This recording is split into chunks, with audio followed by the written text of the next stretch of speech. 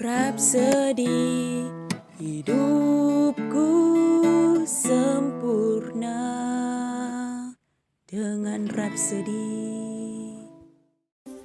Shalom semua, apa kabar? Kami istiharkan kalian sentiasa sehat-sehat, baik-baik, sebagaimana yang Tuhan inginkan untuk kalian. Haleluya. Bagi yang pertama kali datang ke saluran ini, kami ucapkan selamat datang ke saluran Rapsodi Reality, saluran yang berkongsikan firman Tuhan, message kebenaran, message kasih dari Tuhan untuk kalian. Puji Tuhan. Hari ini 2 Julai dan tajuk message kita adalah pertimbangan dan penghakiman yang adil. Haleluya. Mari kita renungkan bersama. Ayat Injil pembukaan dipetik dari Mazmur 119 ayat 130 yang berkata, "Pintu masuk firman-Mu menerangi, mengajar orang yang sederhana." Haleluya. Perkataan yang diterjemahkan sebagai sederhana adalah peti dari bahasa Ibrani. Ia bermaksud menjadi bebal atau bodoh. Ia juga bermaksudkan berfikiran terbuka atau mudah terpengaruh. Ia menggambarkan seseorang yang terbuka kepada sebarang pemikiran yang baru tentang apa-apa sahaja. Orang yang berfikiran terbuka atau mudah terpengaruh boleh mendengar bahwa ada 3 Tuhan dan dia terus bersetuju. Kemudian dia mendengar satu perkongsian di mana penceramah itu berkata bahwa sebenarnya ada 5 Tuhan dan dia juga bersetuju dengan kenyataan itu. Tidak lama kemudian orang lain datang dengan teori lain yang mengatakan bahwa Tuhan itu tidak wujud dan dia juga bersetuju. Tidak, orang sedemikian adalah orang yang bodoh. Orang seperti itu memerlukan kemasukan firman Tuhan untuk memberikan mereka pengertian. Ia memberikan jaminan firman Tuhan akan membuang kebodohan dan memberikan hikmat kepada kamu. Amin. 2 Timotius 3 ayat 15 memberitahu kita bahwa kitab suci dapat menjadikan kamu bijak. Haleluya. Apabila orang tidak berkelakuan atau bertindak dengan betul, rujuklah mereka kepada firman. Apabila firman masuk ke dalam mereka, perubahan pasti akan terjadi. Amin. Sekiranya sebelum ini mereka bersifat malu, maka mereka akan menjadi orang yang berani, bijak, arif, diskret, perseptif, dan berhemah. Haleluya.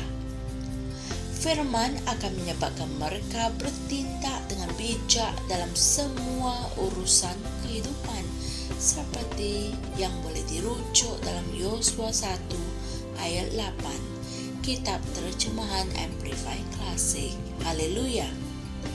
Kolose 3 ayat 16 berkata, "Biarlah firman Kristus berdiam dengan kelimpahan di dalam kamu dalam segala hikmat." Puji Tuhan. Semakin banyak firman berdiam di dalam dirimu, semakin bijak kamu akan jadi, sehingga pilihan kata-katamu dalam berurusan dengan orang lain akan dipenuhi dengan kebaikan, kesempurnaan, dan kasih. Puji Tuhan. Saudara dan saudari, mari kita sama-sama membuat pengakuan ini. Firman Kristus tinggal di dalam diriku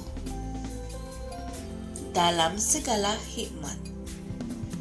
Oleh itu, aku seorang yang bijak, arif, diskret, perspektif, dan berhema. Aku memancarkan kebijaksanaan dan pertimbangan yang wajar. Aku berurusan dengan cemerlang dalam semua urusanku hari ini, serta membuat pertimbangan dan keputusan yang tepat. Kerana firman mendorong aku dari dalam diriku. Dalam nama Yesus. Amin. Berikut adalah renungan tambahan untuk kalian. Renungkan bagi memahami ajaran kita pada hari ini dengan lebih jelas, yaitu dari 2 Timotius 3 ayat 15, Yosua 1 ayat 8, dan Kisah Para Rasul 20 ayat 32. Haleluya! Dari ajaran firman Tuhan hari ini, kita dapat tahu mengapa kita perlu mempelajari firman Tuhan.